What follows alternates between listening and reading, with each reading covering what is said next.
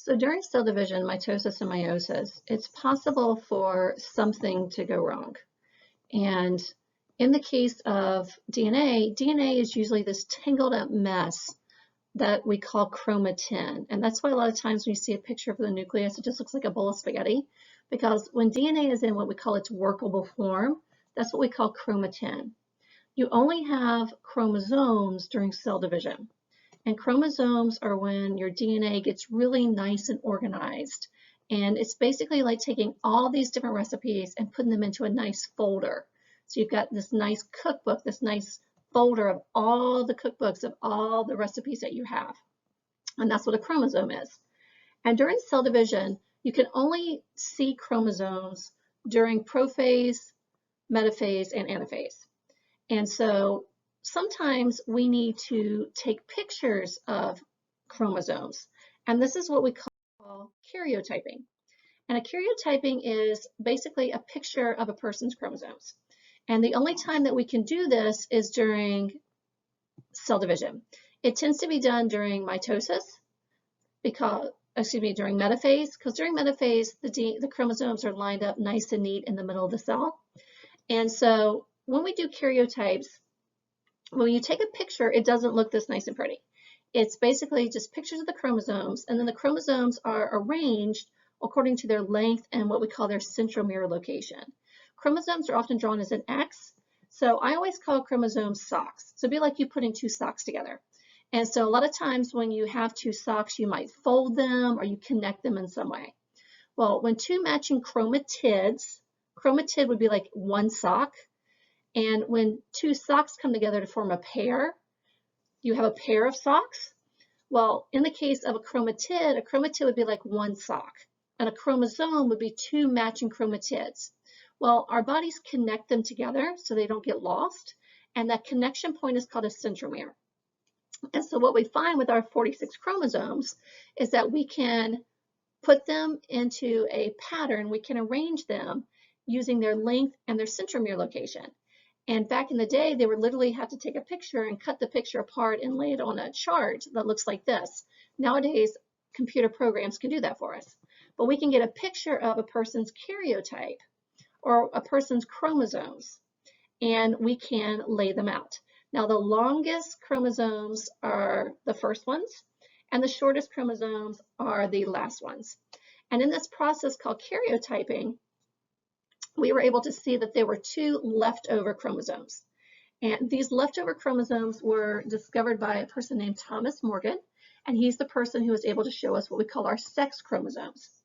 Now, in the case of our bodies, we have what we call autosomal chromosomes and sex chromosomes. Autosomal chromosomes are chromosomes 1 through 44, and these are just your normal everyday chromosomes. They all have hair color, skin color, making our eyes, making our bones. These are what we would call our normal chromosomes. But then we have chromosomes 45 and 46, which are our sex chromosomes. And these are what makes us boys or girls. And these have genes on them that your other chromosomes don't have. That's why we do differentiate between them. Remember, as humans, we can have 46 chromosomes. Chromosomes 1 through 44 are what we call our autosomal chromosomes. These are just our normal everyday chromosomes. Hair color, eye color, things like that. Chromosomes 45 and 46 are our sex chromosomes, and these have different genes on them, and these genes are what makes us boys or girls. But when you take a picture of a karyotype, you can lay out all of your genes and figure out what's going on, lay out all of your chromosomes. And so in this picture here, we have these two chromosomes, and we have, the yellow is not showing up very good. Let me change the color. Right here would be the two sex chromosomes. That's your X and your Y. So in this case, the Y looks like half a chromosome. And when you look at it underneath the microscope, it literally looks like an upside down Y. And so in this picture, this person would be a male. So these are other examples of karyotypes and how you can see that these are actually X's. Okay? They're just really, really compact. They're just really, really put together. Okay? But you can see how we lay out all the different ones and how this one has two of these chromosomes and none of this one. So this is a female. So we can use karyotypes to look at pictures of a person's genetic makeup to figure out if it's a boy or girl. Now, before we've talked about mutations, and there's two types of mutations. One type of mutation is called a gene mutation. That's where you buy a cookbook and just one recipe is messed up. When you look at a karyotype, you cannot tell if a person has a gene mutation, something like color blindness or something like diabetes. You cannot look at a karyotype to see that. That's what's called a gene mutation. That would just be one recipe in a cookbook getting messed up. But you can see if there's something called chromosomal mutations, which is what these two pictures are. Chromosomal mutations are a mishap that occurs during cell division. And it's due to something called nondisjunction, which we're going to talk about here in a second. But non meaning does not, disjoin means to come apart. So in nondisjunction is when a chromosome does not pull apart during anaphase. So if you remember, the spindle fibers attach to the chromosomes like fishermen, and they pull the chromosome apart. So it's like you taking two socks and pulling them apart. So you have one sock in one hand and one sock in the other hand. Well, in nondisjunction, the chromosomes do not pull apart. And so one cell ends up with an extra piece of chromosome, while the other cell ends up missing a chromosome. So one cell gets too much DNA and one cell doesn't get enough DNA. And this is what we call a chromosomal mutation. And you can see those in karyotypes. And that's what you're seeing in this picture here. Okay. This right here is an example of nondisjunction. This is what's called Jacob's syndrome. And with Jacob's syndrome, this person is a male. They have an X chromosome and they have two Y chromosomes. The Y chromosome is what determines if you're a male or a female. Ladies, we have X's. The only thing our eggs can have in them is the X chromosome. Gentlemen, theoretically, 50% of your sperm have an X chromosome and 50% of your sperm have a Y chromosome. So it's the male, it's the sperm that determines the sex of the child. Well, in this case, nondisjunction occurred and one sperm had two sex chromosomes in it.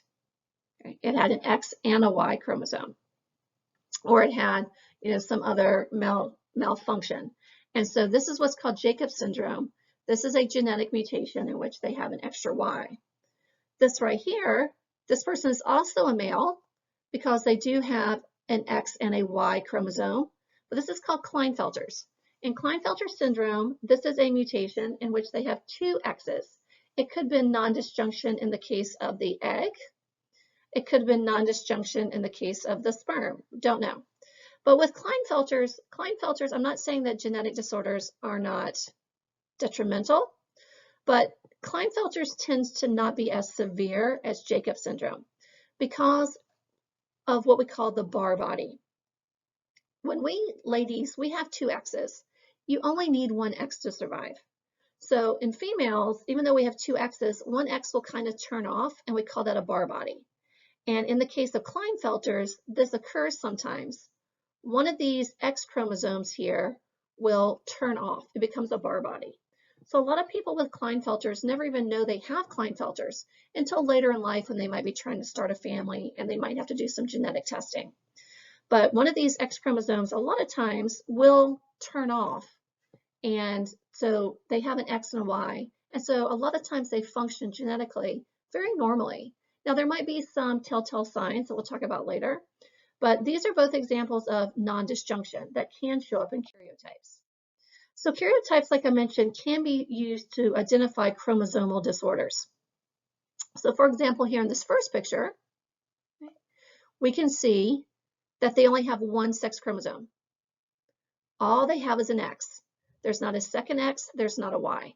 Okay? This is what's called Turner syndrome. This person only has 45 of the 46 chromosomes.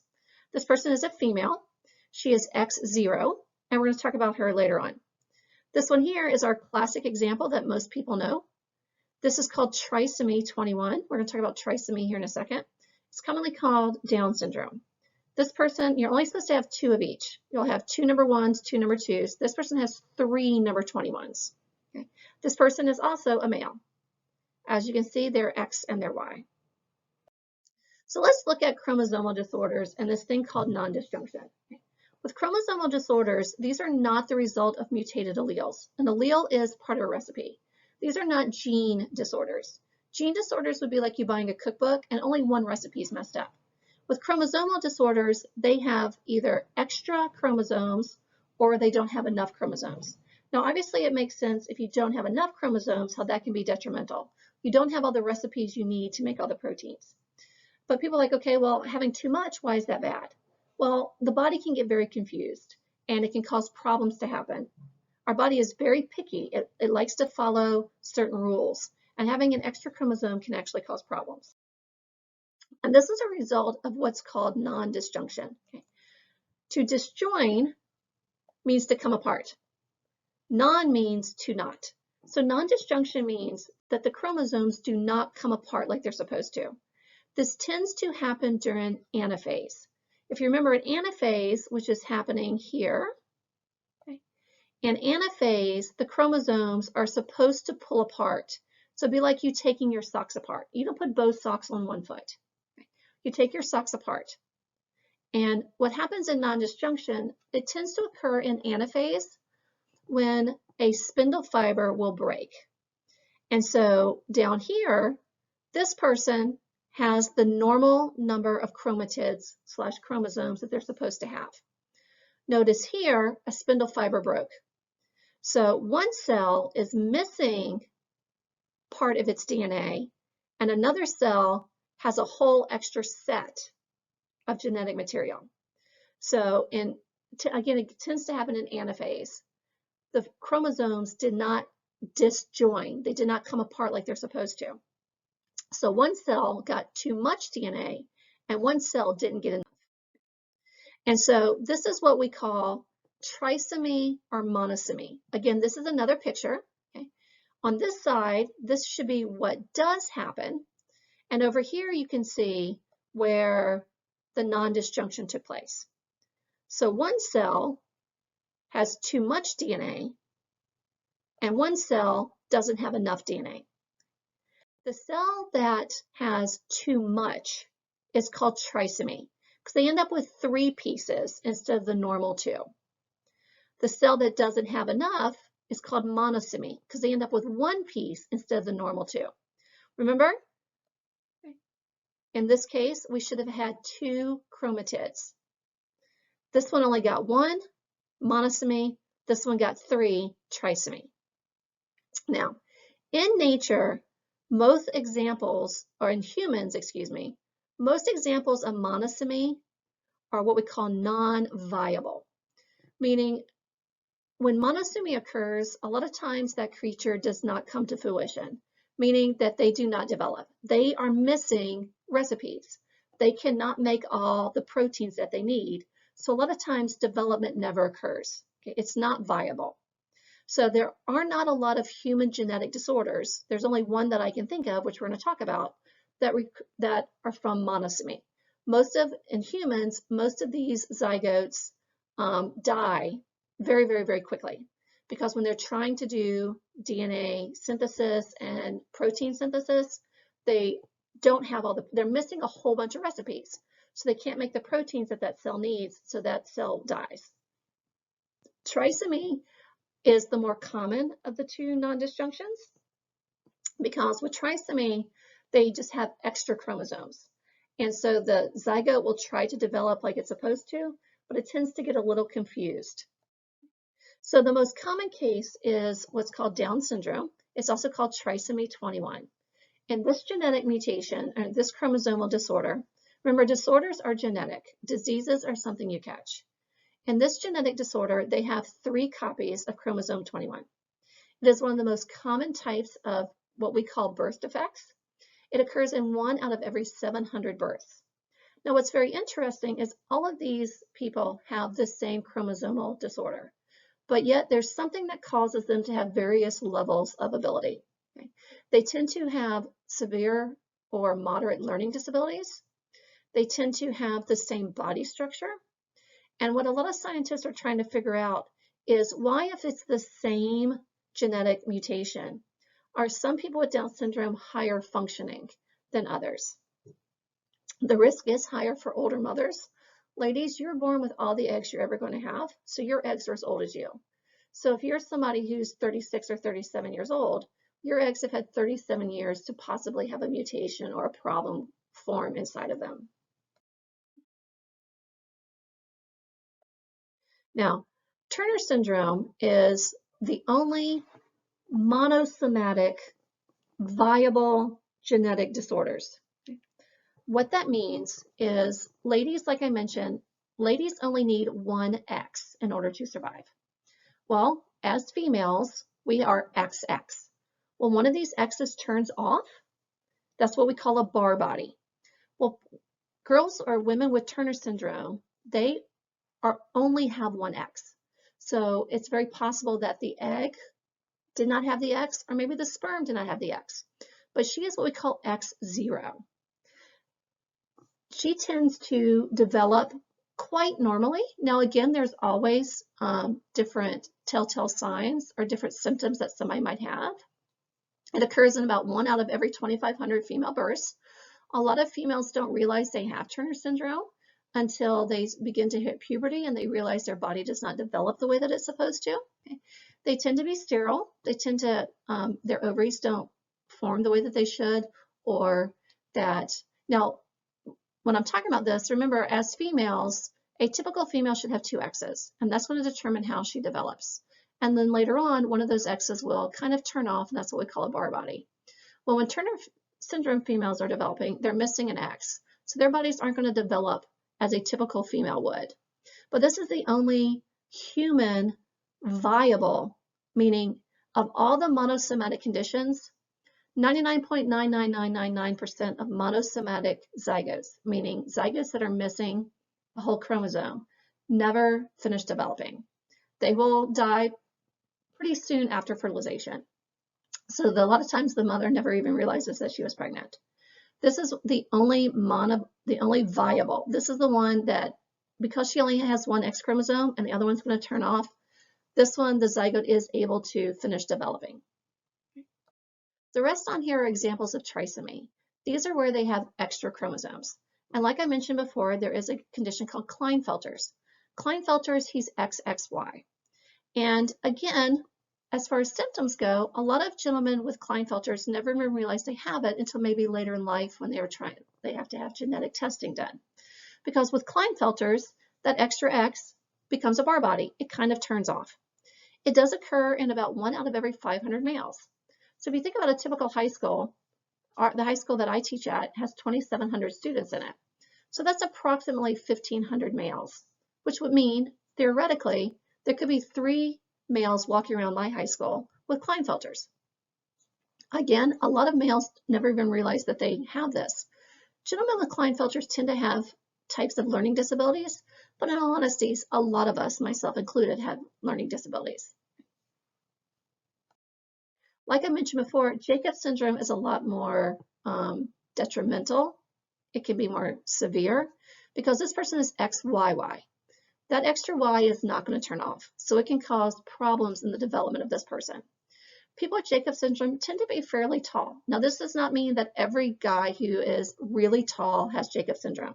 This just tends to be because of the high levels of testosterone that causes their bodies to grow. They do tend to have low mental abilities. They tend to have lower IQs with severe learning disabilities. Now, we can also have trisomy in a female. She's what we call triple X, XXX. But again, as far as symptoms go, there's almost none. Most females this is also called meta-female, they never realize that they have this disorder. Now, they might have trouble later on having children because some of their eggs have an X, some of their eggs have 2 X's. However, they are still fertile, they'll still be able to have children, it just might be more difficult. And so, like I said, most meta-females never even realize they're like this unless they have to have genetic testing, because the 2 extra X chromosomes will just turn off and become these things called bar bodies. Now, Karyotype is also a genetic disorder that we can see in the case of a karyotype. This is not an example of nondisjunction. This person has 46 chromosomes. They have the right number of chromosomes, but we can see when we take a picture that part of chromosome number 5 is missing. So somewhere in cell division, a piece of chromosome broke off. And we can see that by taking a picture. Cru de chat is also called cry of the cat because as these children are developing, their vocal cords do not form the way that they're supposed to. And that's what your larynx is, it's your voice box. So therefore, they do not have the same ability to speak as others. And when their vocal cords create sounds, they tend to sound like the meow of a cat. They do have very limited mental ability. They have severe learning disabilities. Some of these children never are able to talk. They're never able to learn to feed themselves, learn to dress themselves, and they tend to have an abnormal shaped skull, as you can see in these pictures here. And if you want to check out some karyotypes, this is a website you can go to. They have different games and different virtual labs that you can do where you take karyotypes and you organize them.